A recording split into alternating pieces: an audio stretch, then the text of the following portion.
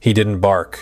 He didn't growl. He just stopped, mid-step, on a leaf-covered trail deep in the Vermont woods. Scout, a rescue, German shepherd, stood frozen, eyes locked ahead, as if he'd heard something the world had forgotten how to listen for. His owner called. Nothing. Scout wouldn't move. Because someone was out there. Not an animal, not a threat, a child, curled beneath the roots, silent, cold, watching. And what that boy carried inside him would break you. If this kind of story stays with you long after it ends, hit subscribe and let us show you why Scout never took another step. It was late October in Hazel Ridge, a quiet town nestled among the rolling hills and fire-colored maples of Vermont. The air carried a brittle crispness, the kind that nipped at fingertips and curled beneath collars. Amber leaves rustled across sidewalks, gathering in lazy spirals beneath the porch steps and around the base of old oak trees. The sun was gentle and low, casting long shadows across the cracked pavement of Maple Hollow Road, where the only sound was the soft rhythm of footsteps and paws. Ava McConnell, 33, walked slowly along the trail behind her cottage. She was tall, with a slender build shaped by years of hiking and solo camping. Her dark blonde hair was tied back loosely beneath a wool beanie, and her brown eyes held a quiet calm that came from a life lived with intention, if not without loss. Ava had moved to Hazel Ridge a year ago, leaving behind a crowded school district in upstate New York after her younger sister died in a car accident. Since then, she had filled her days with small joys, baking, painting, and substitute teaching at the local elementary school. But none of it had filled the hollow until Scout arrived. Scout was a 5-year-old German shepherd with a sable black saddle and tan legs, tall and lean with a noble posture and calm eyes, the color of roasted chestnuts. He had been trained as a therapy dog for children with anxiety and trauma, a role he had retired from after an injury left him with a slight limp in winter. Ava adopted him from a local rescue 3 months ago, and he had since become her shadow, alert, intuitive, and impossibly loyal. That afternoon, they were on their usual loop along the pine-lined edge of the property, the trail weaving toward the edge of state-owned woodland. Ava was humming softly to herself, lost in thought, when Scout suddenly froze mid-step. His ears twitched, tail lowered, and his body stiffened with quiet intensity. "Scout?" she asked gently, reaching out, but he didn't turn. Instead, he took a single step forward, then another, nose low to the ground. It wasn't the posture of a dog catching a squirrel or chasing a scent. It was something else, purposeful, measured. Ava followed without question. They veered off the path, the crunch of leaves muffled by pine needles as Scout pulled her toward a cluster of trees. And there, at the base of a leaning cedar, almost hidden by the roots, was a boy. He was small, maybe 6 or 7, curled in on himself like a fallen leaf. His clothes were tattered, too thin for the weather, and his feet were bare, red and scratched. His hair was a dusty brown, tangled and full of leaf fragments. His face, pale and streaked with dirt, was turned away at first. He didn't look up, he didn't cry, he didn't move. Ava's breath caught in her throat.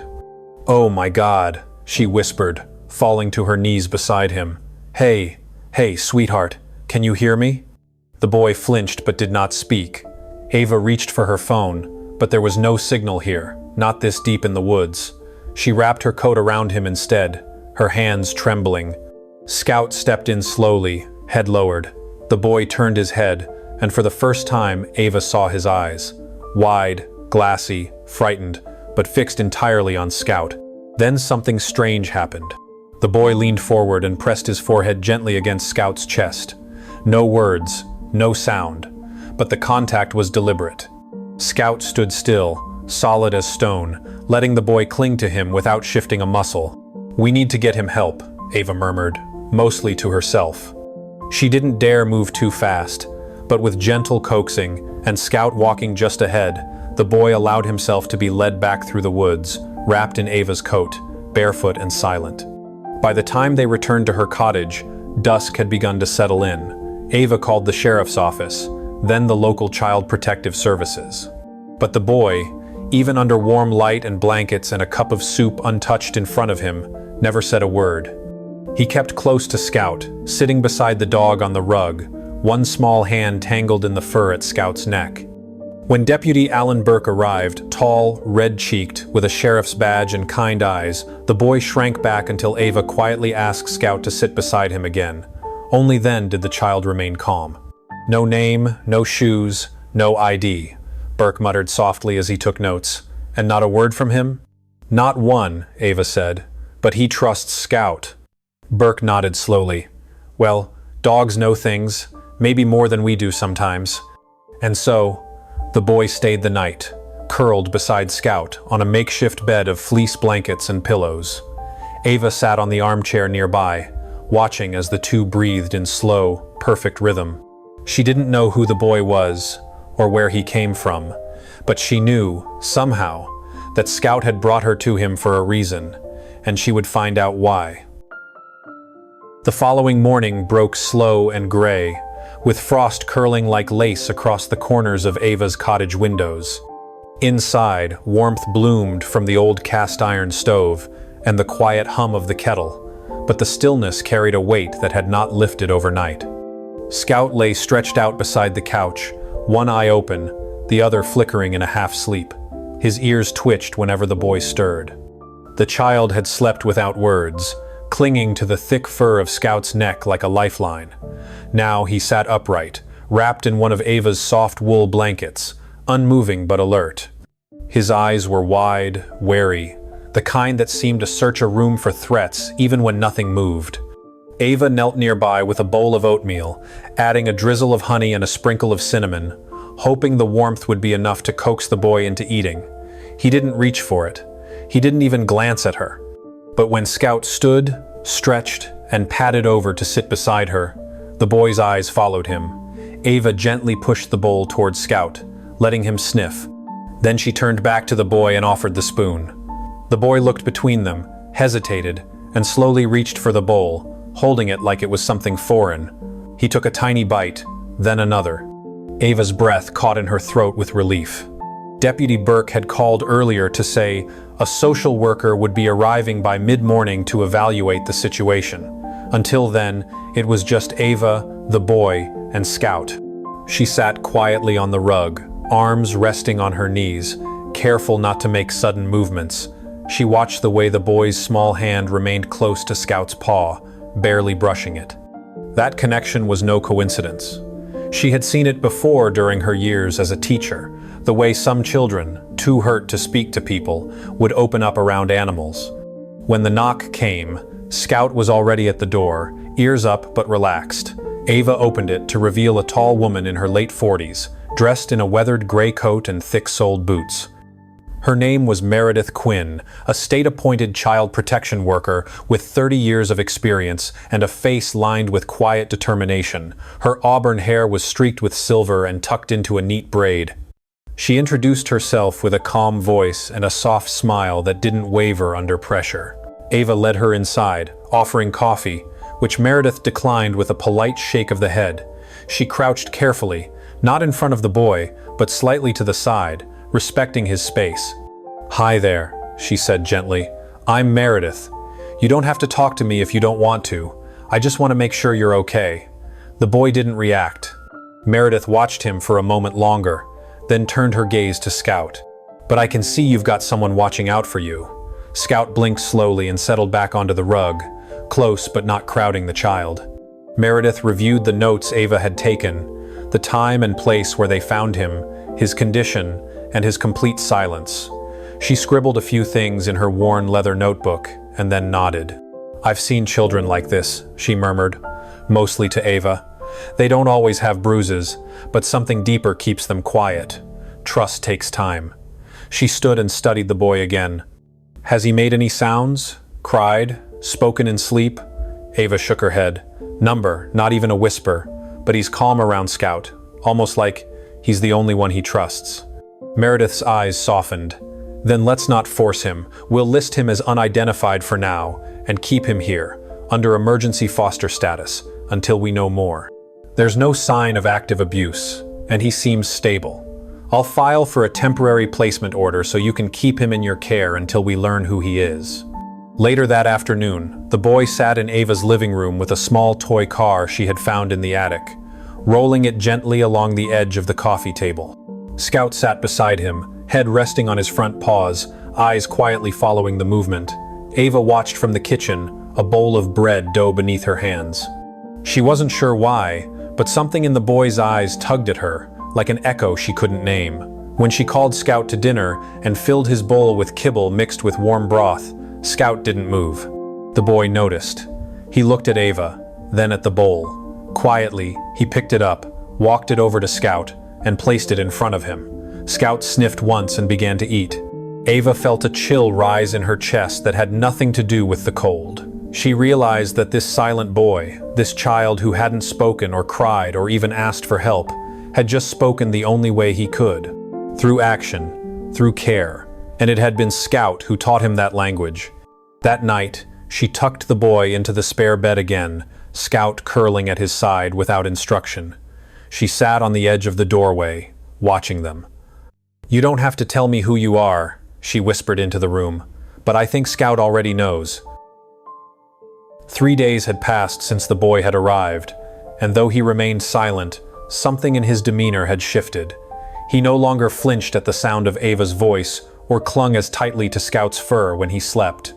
He moved through the cottage more freely now, following Scout from room to room like a second shadow. The first snow had dusted the town overnight, a light layer of powder resting on rooftops and pine boughs, making Hazel Ridge even quieter than usual. Ava stood at the kitchen sink, rinsing mugs, her eyes drawn to the boy and Scout in the yard. The boy was crouched low beside the dog, both watching a squirrel dart across the snow-covered fence.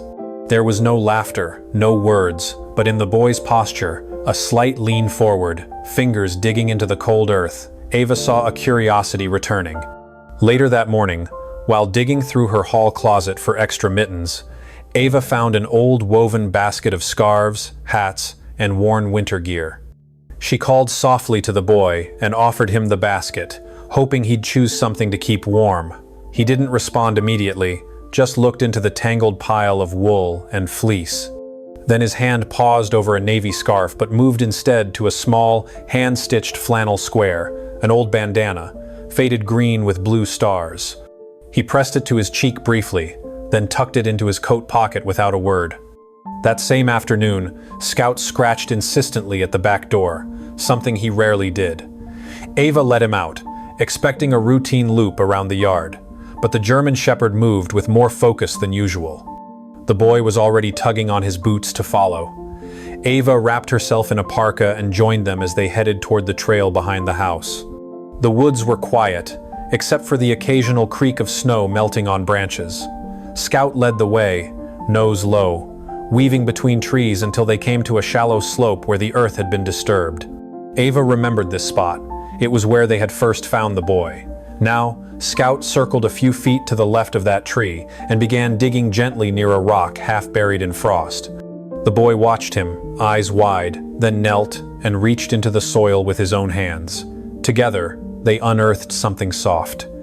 It was a fragment of cloth, stained with mud and marked by a pattern, half a letter embroidered in yellow thread.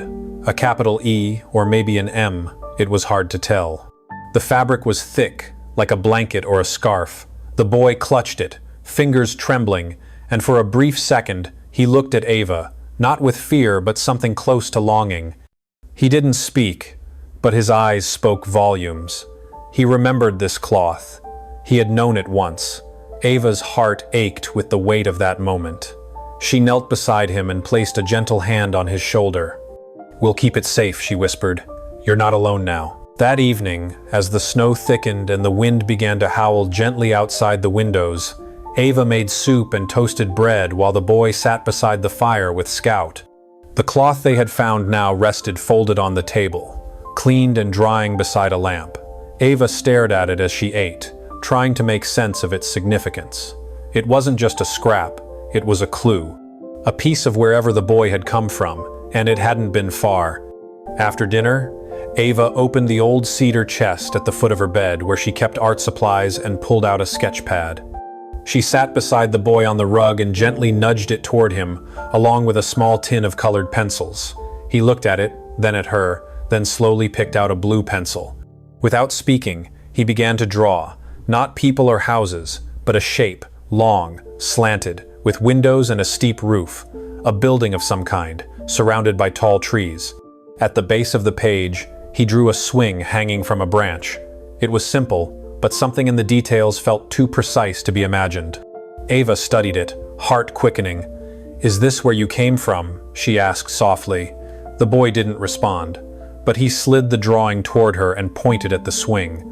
Then, with a quiet motion, he touched Scout's back and smiled for the first time. It was small, faint, but it was there. She reached over and gently rested her hand atop his. "Thank you," she said. "You're helping me understand." That night, after the boy had fallen asleep and Scout lay curled at his feet, Ava stood in the living room staring at the sketch. She pulled out her laptop and searched every facility, every private home, every cabin, reported within 50 miles of Hazel Ridge that might match the image. Nothing matched exactly, but there was a name that stood out: Maple Creek Home for Children, closed 3 years ago after reports of negligence. The photo in the archived article had no swing, but the roof, the tall trees, the shape, it was close. She closed the laptop slowly, her pulse thudding with a quiet dread. This was not just a story of a lost child anymore. It was the beginning of something deeper. Scout had sensed it from the start. And now, the boy was showing it in his own silent way. The wind had picked up overnight, brushing snow into tall drifts and howling against the eaves of the cottage like some distant voice calling through the trees. Inside, the fire burned low and steady, and Ava sat curled on the couch with a mug of tea that had long since gone cold. The boy was sleeping again. Scout pressed close at his side, but his breathing had grown restless. It started as a twitch, then a shiver, then a soft whimper that made Ava's heart tense before she even rose from the chair. The boy jolted awake with a cry, small, raw, and choked by something deeper than fear. It wasn't loud, but it echoed in the silence like the crack of glass underfoot.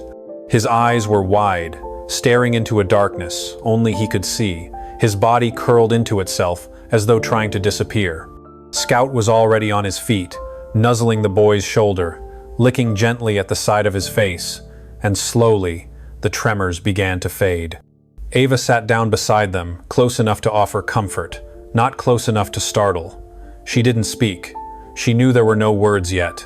But in the glow of the firelight, she noticed for the first time the edge of something faint beneath the collar of the boy's shirt, a shadow along the skin.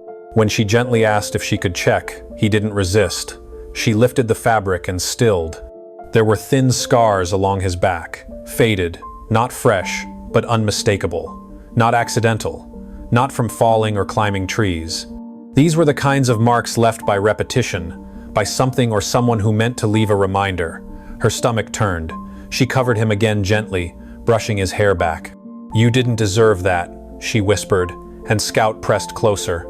The next morning dawned colder than the last, and though the snowfall had lightened, the sky hung low and heavy with unfinished weather. Ava made oatmeal again, this time with bits of baked apple and cinnamon, and the boy ate it slowly, while Scout lay at his feet. When they finished, Ava zipped up her coat and asked, more to see his response than expecting one, "Want to go for a walk with Scout?"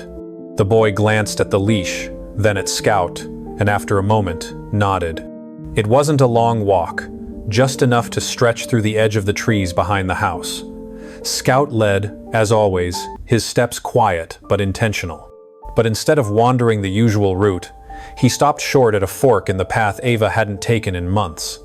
To the right stood a cluster of old properties that had fallen into disrepair, including a boarded-up house that once belonged to a reclusive woodworker who moved away years ago. The boy froze. His hand clutched Scout's fur tighter. Ava crouched beside him. "Do you recognize this place?" she asked gently.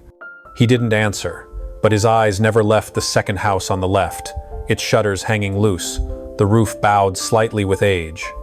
Scout stepped forward slowly, sniffing the air, then began walking again, toward the house. The boy followed. Ava stayed close.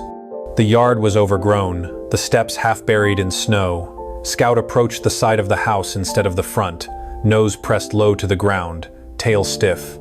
Ava noticed the door to the old cellar had been left slightly ajar, snow pushed against the crack. Scout growled, soft, low, not aggressive, but warning. The boy was trembling again, but this time he didn't back away. His gaze was fixed on a rusted swing, still hanging from a low tree branch nearby. Ava remembered the drawing he'd made, the swing beneath tall trees. She turned to him. "Is this where you were?" The boy didn't nod. He didn't speak. But he stepped toward the swing, touched the rope with one small hand, then sat down.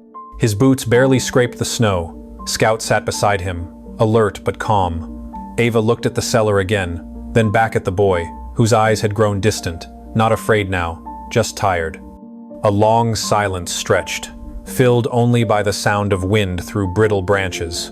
That night, Ava called Meredith Quinn, the social worker, and told her what they'd seen. Meredith's voice on the other end was steady, but she said she'd file a report to local authorities for a quiet investigation of the abandoned house. No one had reported activity there in years, but places like that, Meredith said, had a way of staying hidden until someone was brave enough to name them. After the call, Ava returned to the living room where Scout lay curled near the fire, and the boy sat with the old bandana in his hands. His eyes found Ava's as she entered, and this time, he didn't look away. "You're safe now," she said softly. "We're going to find the truth, together." Scout lifted his head and let out a soft huff, as if agreeing. And for the first time since that night's dream, the boy reached for Ava's hand. 2 days passed after their visit to the abandoned house, but the boy's gaze kept drifting back to the window as if his memory was caught somewhere just beyond the trees. Scout had grown increasingly restless, pacing by the door every evening as though waiting for a signal that hadn't yet come. Ava kept the phone nearby at all times, checking in daily with Meredith Quinn, who had assured her that a quiet background search on the property was underway. No new reports, no records of recent entry. But Ava knew in her gut something had happened there, and she suspected Scout did too. On the third afternoon, clouds gathered low and dark over Hazel Ridge, heavy with the promise of rain that never quite fell. Ava was folding laundry in the bedroom when she heard a sound from the hallway, a soft thud followed by the creak of floorboards. She stepped out to find Scout sitting perfectly still in front of the boy's bedroom door, ears forward, tail motionless. The door was cracked open. Inside, the boy was kneeling on the rug, holding something small in his hands. Ava approached slowly, unsure whether to interrupt, until he turned and held it out to her. It was a key, old, rusted, and cold from where it had been hidden. Ava crouched beside him and asked softly, "Where did you find this?" The boy pointed under the floor vent near the baseboard. "Did you see it in a dream?" she asked. He didn't answer, but there was a faint glimmer of something behind his silence, a flicker of knowing.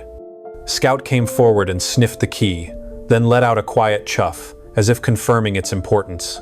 Ava didn't want to act without caution, so she made one more call to Meredith, this time asking for the sheriff's office to quietly coordinate a welfare check on the property. Officer Daniel Wren was assigned the case, a man in his early 40s with a lean build, short, dark blonde hair, and a quiet but steady presence. He had lived in Hazel Ridge all his life, and was known for his calm judgment. Ava met him at the edge of the woods, where the path forked toward the house. She brought Scout, and the boy came too. They didn't go to the front door. Scout led them around back again, to the sloping yard where the broken swing still creaked on windless afternoons. Ava handed Officer Wren the key without a word. He studied it, then approached the cellar door. It slid into the lock with a rusty click and turned. The hinges groaned as the door creaked open, revealing a steep set of wooden stairs leading down into darkness. Scout was the first to descend, his body tense but unafraid. Officer Wren followed with a flashlight, sweeping the beam across a wide cement room with old crates, broken chairs, and a single cot pushed against the wall. There were scraps of cloth, crumpled paper, and drawings tacked to the inside of the wall, childlike scribbles in crayon. The air was stale, but the room had clearly been used within the last year. Ava stepped in carefully, heart pounding. The boy remained at the top of the steps, staring down with wide eyes. On the wall above the cot, someone had scratched initials into the concrete. E.L. Ava pressed a hand to her mouth. The boy stepped down slowly, 1 foot at a time, until he stood at the edge of the room. His face was unreadable. He didn't cry, he didn't speak. But he reached out and touched the cot, then walked over to the wall and ran a finger over the carved letters. Ava knelt beside him. "Is that you?" she whispered. He nodded. They didn't stay long. Officer Wren took photos and marked the location, calling for a proper forensic team to examine the place. No signs of blood or violence, but the room had clearly been used to hold a child for an extended time. The sheriff's department would handle the next steps, and Ava had done her part. That evening, after the boy had taken a warm bath and eaten half a grilled cheese sandwich, he sat by the fire wrapped in a thick plaid blanket. Scout lay beside him, chin resting on his paws, watching every movement. The boy picked up a pencil from the coffee table and slowly wrote something on the back of a grocery list. One word, Emmett. Ava stared at it, blinking back tears. "Is that your name?" she asked. The boy nodded. Then he whispered, barely audible, "Emmett Lane." It was the first time she had heard his voice. A soft, hesitant thing, shaped by silence and memory. But it was enough. Ava smiled gently and took his hand. "Welcome home, Emmett." Scout shifted closer, pressing his head against the boy's knee. In that moment, the room seemed to settle, not with certainty, not yet, but with something close to peace. They hadn't found all the answers, but now they had a name, a history, a beginning. By the time the snow melted from the trees and the roads turned to slush, Emmett Lane had begun to speak in small pieces. Not sentences, not yet, but single words whispered to Scout while they watched the birds outside, or when Ava sat with him reading picture books by the fire. He said colors, names of animals, and eventually, her name, soft at first, then steadier, Ava. It was the sound of trust learning to take shape. The authorities moved quietly but swiftly. The sheriff's office, with help from state investigators, confirmed Emmett's identity through missing child reports, cross-referenced with records from a foster facility in northern New Hampshire. He had disappeared from the system nearly a year earlier, after being placed with a private guardian under questionable documentation. The man was already under investigation in a separate case. Now, with Emmett's story and the hidden cellar documented, the case had new urgency. No charges were filed yet, but it was clear the story was much larger than Hazel Ridge. Ava kept her focus on Emmett. She didn't ask him to recount what happened. She let his healing choose its own pace. He drew often now, sometimes landscapes, sometimes Scout, sometimes quiet rooms with windows that looked out onto nothing. Each drawing said more than he could find words for. And through all of it, Scout never left his side. One afternoon, Meredith Quinn arrived with someone Ava hadn't expected to meet.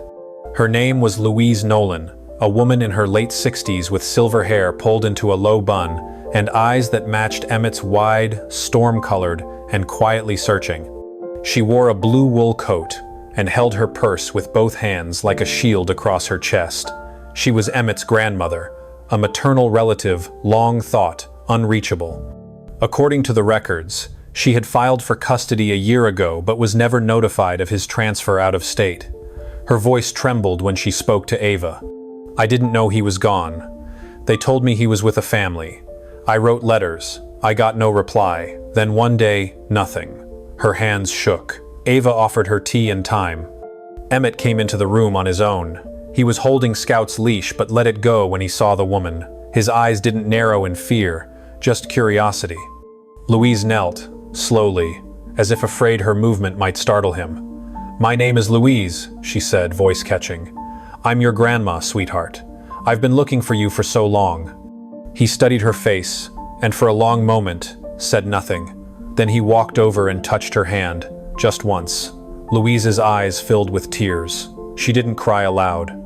She just whispered, "Thank you," over and over, like a prayer she thought she'd forgotten. Later, while Meredith and Louise sat with Ava at the kitchen table, Scout and Emmett lay in the sunlit patch on the living room rug. Emmett leaned against the dog's shoulder, pencil in hand, drawing loops and lines that might have meant nothing or everything. Ava watched them from across the room and realized what had changed. It wasn't just that Emmett had spoken. It was that he had chosen to stay present, to stay still in a world that had once taught him to disappear. In the following week, it was decided that Louise would move to Hazel Ridge to start the custody transition gently. She rented a small place near the town center and visited daily, always bringing something small, a cookie, a button, an old storybook. Ava watched the bond between them grow like roots under thawing earth. Emmett didn't speak much, but he started sitting beside her, even offering her his drawings. It was more than enough. On a soft spring morning, Scout stood once again at the trailhead behind Ava's house. This time, he didn't pace. He stood still, facing the woods, then turned back as Emmett approached. Emmett touched his collar, then looked at Ava. "He found me," he said simply. His voice was stronger now, shaped by time and safety. "He didn't let me disappear." Ava knelt beside them both. "No, he didn't," she whispered, "and neither will we." That night, Ava sat with Louise on the porch, as Emmett and Scout played quietly in the grass below. The wind carried the scent of wet pine and early lilacs. Louise turned to her. "You didn't just keep him safe, you gave him his name back." Ava smiled, eyes warm. "He gave it to himself, I just listened." And for the first time in months, everything felt exactly where it was meant to be. Sometimes, the quietest bonds are the ones that save us. Not every rescue comes with flashing lights or loud heroics. Some come on 4 legs, with patient eyes, and a heart that never gives up. Scout didn't just find a boy in the woods. He found a story that was waiting to be heard, a name that had nearly been forgotten, and a family ready to begin again. If this story touched something in you, let it stay a little longer. And if you'd like more tales of love that listens and loyalty that leads us home, you're always welcome to stay with us.